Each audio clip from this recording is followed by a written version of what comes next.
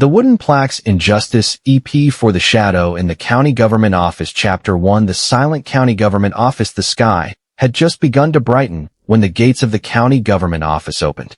The bailiffs came and went as usual, documents were delivered, and the drumbeats for court proceedings sounded as always.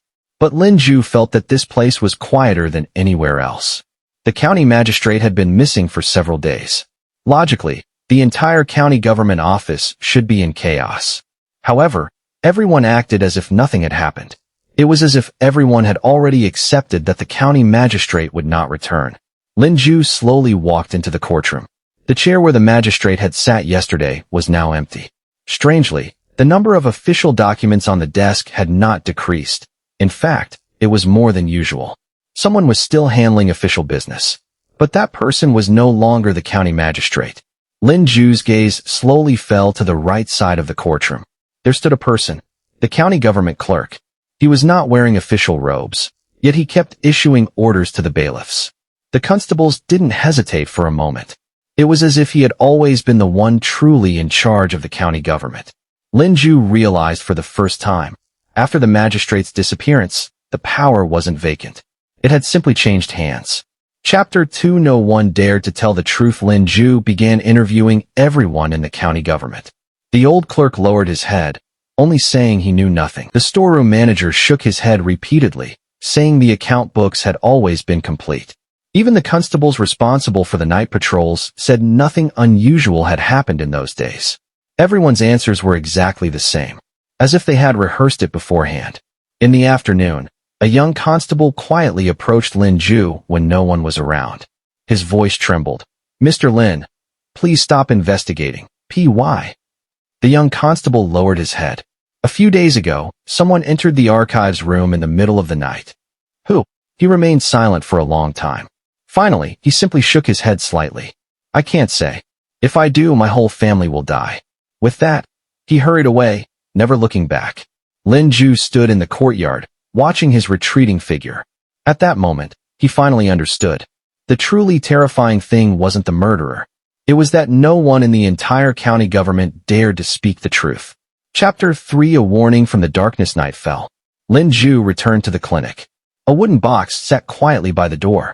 The box wasn't locked. Inside was only a piece of paper. On it were only 4 words. "This ends here." There was no signature, no seal. Only a copper coin was pressed under the corner of the paper.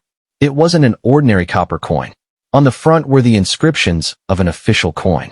On the back, however, was engraved a tiny mark, exactly the same as the mark on the East Gate stone gate and the mysterious arrow shaft. Lin Jue slowly raised his head. The street was deserted, but he had a feeling. From this day forward, his every move was being watched. That night, light footsteps echoed from the roof of the clinic. Outside the window, a dark figure lingered for a moment, then vanished quickly. Lin Jue pushed open the door and chased after it. In the alley, only a lantern, blown out by the wind, remained. No one was there. But he knew. The other party wasn't there to kill him. They were just there to tell him. They knew where he had found out. Chapter 4. The real enemy. The next morning, Lin Jue arrived at the county government office again. As soon as he entered the gate, 2 constables stopped him. "Mr. Lin, the clerk requests your presence." The clerk sat in the side hall. A pot of tea had already been brewed on the table. His smile was gentle, like an old friend not seen for many years. "Mr. Lin, you've worked hard these past few days investigating the case." Lin Jue didn't sit down. The clerk, however, slowly picked up his teacup. "The magistrate's disappearance has deeply troubled me. However, some things are better left uninvestigated than discovered." The air suddenly fell silent. Lin Jue stared at his clerk. For the first time, he couldn't sense any emotion in this man. His smile remained unchanged, yet it sent chills down one's spine. Just then, a constable rushed into the hall. "Reporting to you, clerk. Another body has been found on the riverbank west of the city." The clerk slowly set down his teacup, as if he already knew the news. He turned to Lin Jue and smiled gently. "Mr. Lin, it seems you have another case to investigate." Lin Jue didn't answer. He simply stared at his clerk.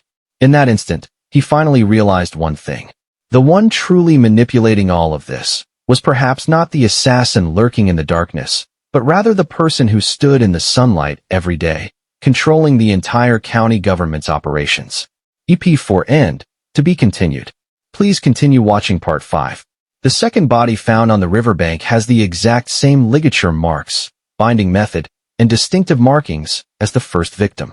This means the killer has struck again, and Lin Jue realizes that the mastermind is no longer content with simply covering up the truth, but has begun to actively create new cases.